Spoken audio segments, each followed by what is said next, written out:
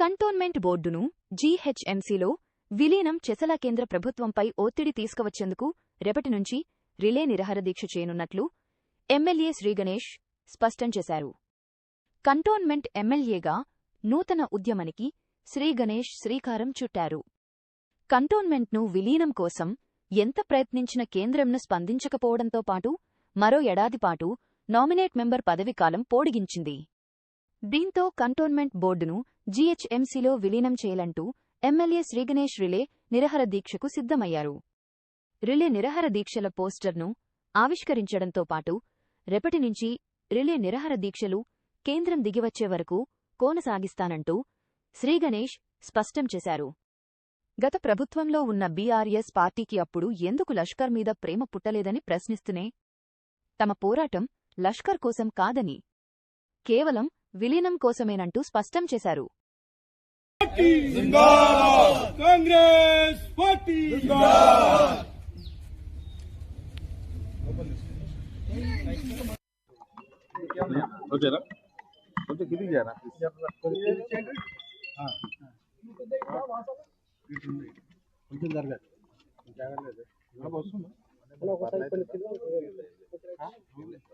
అందరికీ నమస్కారం.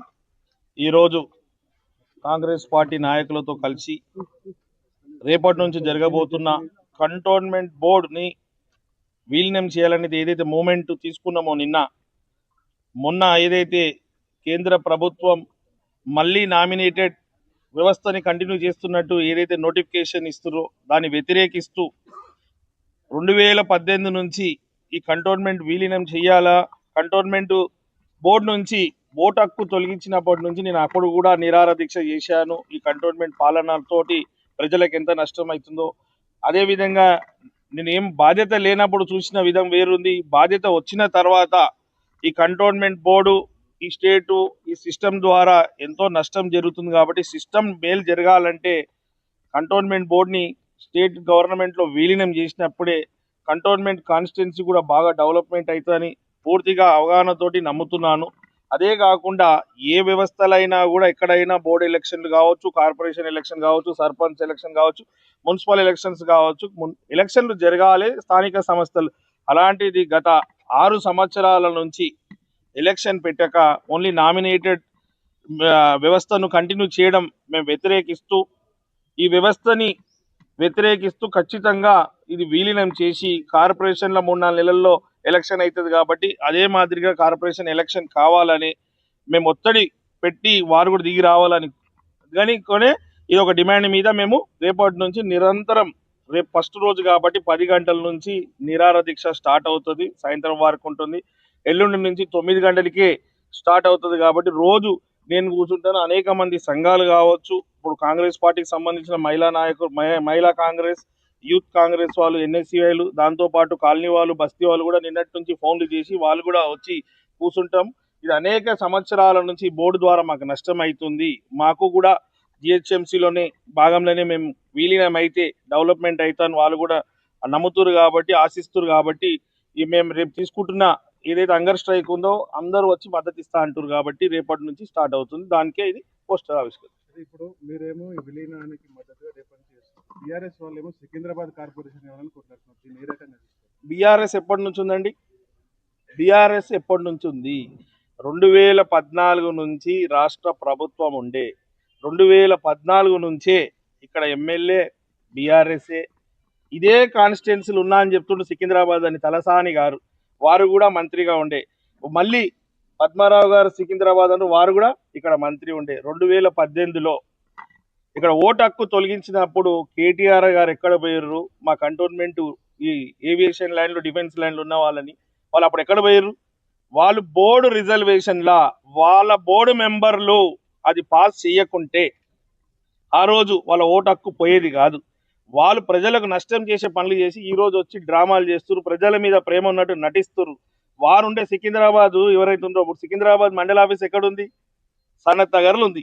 వీరు సికింద్రాబాద్ అన్నప్పుడు సికింద్రాబాద్ నిన్న కూడా మీకు చెప్పిన పార్లమెంట్, మల్కాజిగిరి పార్లమెంట్ కన్నా ముందు సిద్దిపేట పార్లమెంట్ ఉండే.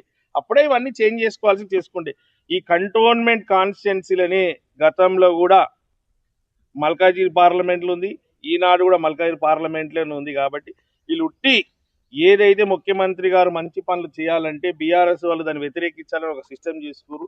నిన్న ప్రజలందరూ చెప్తున్నారు, నాకు ఈ విషయం కూడా నాకు ఐడియా లేకుండే, ఆ మండల ఆఫీస్ ఎక్కడుండే, వీరు ఎక్కడుండే, ఏం బోర్డులో ఓటు హక్కు తొలగించి ఇవన్నీ ప్రజలకు తెలుసు. ఆనాడు మాకు నష్టం అవుతుంటే చౌద్యం చూసిరు, ఈ రోజు మాకేదో మేలు చేస్తట్టు మళ్ళీ ఇన్ని సంవత్సరాల నుంచి కంటోన్మెంట్ బోర్డు వ్యవస్థని మార్చాలని కూడా ఎప్పుడు ఆలోచించలే. ఈ నామినేటెడ్ మెంబర్ తోటి వాళ్ళు కంటిన్యూ చేస్తున్నారు. ఆ వ్యవస్థ మీద ఏనాడు పోరాటం చేయలే. నేను ఆనాడే ఓటు హక్కు తొలగించినప్పుడు అటు కేంద్రం ఇటు బీఆర్ఎస్ స్టేట్ గవర్నమెంట్ ఉన్న వాళ్ళు కూడా కదిలి వచ్చి మా ప్రజలకు మేలు చేయాలంటే ఈనాడు పట్టించుకుంది. ఈనాడు వాళ్ళ అవసరం ఏదో వాళ్ళ పార్టీ బతికి బయటపడాలన్న ఆలోచనతోటి ఈ రోజు సికింద్రాబాద్ అని ఒక స్టోరీ తీసుకొని ముందుకు నడుస్తున్నారు. మరీ ముఖ్యంగా మీ అందరి ద్వారా చెప్తున్నా, యావత్ సికింద్రాబాద్ ప్రజలకు అందరికీ సికింద్రాబాద్ డిస్టిక్ అనేది ఏం మారతలేదు, ఏం చేస్తలేదు, యథావిధంగా కొనసాగుతుంది. కావాలని వీళ్ళు డ్రామాలు చేసి నటిస్తున్నారు. ప్రజలే అంటున్నారు ఎక్కడ సికింద్రాబాద్ ఎట్టుపోతుంది, ఎక్కడున్నది అక్కడే ఉంది. ఇది ముందు నుంచి మల్కాజ్గిరి పార్లమెంట్ అండర్లోనే ఉంది, ఇప్పుడు కూడా మల్కాజ్గిరి పార్లమెంట్లోనే ఉంటుంది. కానీ వీరు ఏదోదో చెప్తున్నారు కానీ ప్రజలను కన్ఫ్యూజ్ చేయాలనుకుంటారు. కానీ వీళ్ళే కన్ఫ్యూజ్ అయి ఉన్నారు. వారికి ఏంది టైటిల్ అని కూడా తెలియదు. సికింద్రాబాద్ మారిపోతుంది, ఎక్కడ మారిపోతుంది, ఎక్కడున్న సికింద్రాబాద్ అక్కడనే ఉంటుంది.